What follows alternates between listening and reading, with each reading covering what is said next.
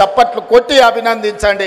ఎందుకంటే మీకోసం ఖమ్మం జిల్లా మీద కూడా దృష్టి పెట్టకుండా వరంగల్ జిల్లా మీద దృష్టి పెట్టి వరంగల్లో పనులు చెయ్యాలి అని కడియం శ్రీహరి గారు కలిసినప్పుడు వారు మాకు ముందు నుంచి చాలా సన్నిహితులు, మీకు తెలుసు. వారి పట్ల నాకున్న గౌరవం కూడా మీకు తెలుసు. వారు నాకు గుర్తు చేసి ఇవన్నీ చేయడం ద్వారా శాశ్వతంగా ప్రజల గుండెల్లో మనం నిలిచిపోతాం. మీ బాధ్యత, నీకు చిన్న వయసులో గొప్ప అవకాశం వచ్చింది. ఆనాడు మాకు అవకాశం వచ్చినా మేము చేయలేకపోయినాం. ఈనాడు మీరు చెయ్యి, మేము అండగా నిలబడతామని కడియం శ్రీహరి గారు నాతో 10 సార్లు మాట్లాడి ఇవాళ 5,500 కోట్లు, దాదాపుగా 6,000 కోట్ల రూపాయలు ఈ వరంగల్ నగరానికి ఇవాళ రాష్ట్ర ప్రభుత్వం మంజూరు చేసిందంటే వాళ్ళందరూ తీవ్రమైన కృషి వల్ల ఈరోజు మీకు దాదాపుగా 6,000 కోట్ల రూపాయలు వచ్చినాయి. అందుకే మిత్రులారా, ఈ వరంగల్ జిల్లా ప్రజలకు, ఈ ఉత్తర తెలంగాణ ప్రజలకు నేను ఒక్క మాట చెప్పదలుచుకున్నా. ఇది 2 శాసనసభ నియోజకవర్గాలకు సంబంధించిన అభివృద్ధి కాదు, మొత్తం ఉత్తర తెలంగాణకు సంబంధించిన ఆదిలాబాద్ కావచ్చు, ఖమ్మం కావచ్చు, కరీంనగర్ కావచ్చు, లేకపోతే వరంగల్ కావచ్చు, సగం నల్గొండ కావచ్చు. ఈ వరంగల్ ప్రాంతమే అత్యంత దగ్గరి ప్రాంతం. ఈడ జాతీయ స్థాయి ఎయిర్పోర్టు రావడం, జాతీయ స్థాయి పరిశ్రమలు రావడం, ఈ నగరంలో అండర్ గ్రౌండ్ డ్రైనేజ్ రావడం, కాకతీయ యూనివర్సిటీని అభివృద్ధి పదం వైపు నడిపిస్తే సగం తెలంగాణ అభివృద్ధి జరిగినట్టే.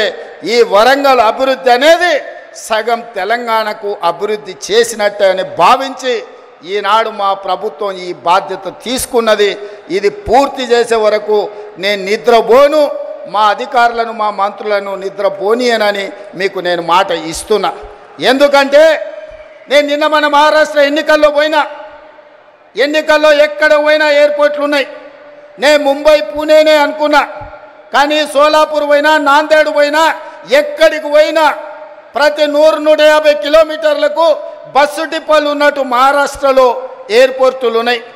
మన పక్కలో ఉన్న ఆంధ్రప్రదేశ్లో విజయవాడలో ఉంది, అదేవిధంగా తిరుపతిలో ఉంది, కర్నూలులో ఉంది, కడపలో ఉంది, అదేవిధంగా విశాఖపట్నంలో ఉంది, రాజమండ్రిలో ఉంది. ఆంధ్రప్రదేశ్లో కూడా ఎన్నో ఎయిర్పోర్టులు ఉన్నాయి. ఈ రకంగా ఏ రాష్ట్రం తీసుకున్నా 5, 6, 10 ఎయిర్పోర్టులు ఉంటే తెలంగాణ రాష్ట్రంలో ఒకే ఒక్క ఎయిర్పోర్టు, అది హైదరాబాదు నగరంలో ఉంది. అందుకే నేను అడుగుతున్నా, ఈ వేదిక మీద నుంచి కేంద్ర ప్రభుత్వాన్ని, ఇక్కడికి వచ్చిన మా తెలంగాణ ప్రజల్ని, మనకెందుకు ఉండకూడదు? హైదరాబాదే కాదు, వరంగల్లో, కొత్తగూడెంలో, అదేవిధంగా రామగుండంలో, ఆదిలాబాద్లో మనం కూడా 4 ఎయిర్పోర్ట్లు కట్టుకొని ప్రపంచంతో పోటీ పడి పెట్టుబడులు తెచ్చి పరిశ్రమలను ముందుకు తీసుకెళ్ళి ఈ తెలంగాణను అభివృద్ధి పదం వైపు నడిపించే బాధ్యత ఇందిరమ్మ రాజ్యంలో ప్రజా ప్రభుత్వం తీసుకుంటుందని చెప్పి నేను ఈ సందర్భంగా చెప్పదలుచుకున్నా. ఎవరైనా ఈ అభివృద్ధిలో కాళ్ళలో కట్టబెట్టాలి, మేము చేయలేదు కాబట్టి వీళ్ళు కూడా చెయ్యొద్దు అని కుట్రలు కుతంత్రాలు చేస్తే వాళ్ళు ఊచలు లెక్క పెట్టాల్సి వస్తుందని చెప్పి నేను ఈ వేదిక మీద నుంచి స్పష్టంగా చెప్పదలుచుకున్నా. మీరు కుట్రలు చేయొచ్చు, మీరు కుతంత్రాలు చేయొచ్చు, అక్రమంగా సంపాదించిన సంపద పెట్టి కిరాయి మనుషులను తేవచ్చు. ఏమి చేసినా ఓ రోజు వెనుకో ఓ రోజు ముందో మీరు పన్నుతున్న కుట్రల్ని గుర్తిస్తాం, అందరిని బొక్కలో పెడతాం, ఊచలు లెక్క పెట్టిస్తా అని చెప్పి నేను ఈ వేదిక మీద నుంచి స్పష్టంగా చెప్పదలుచుకున్నా.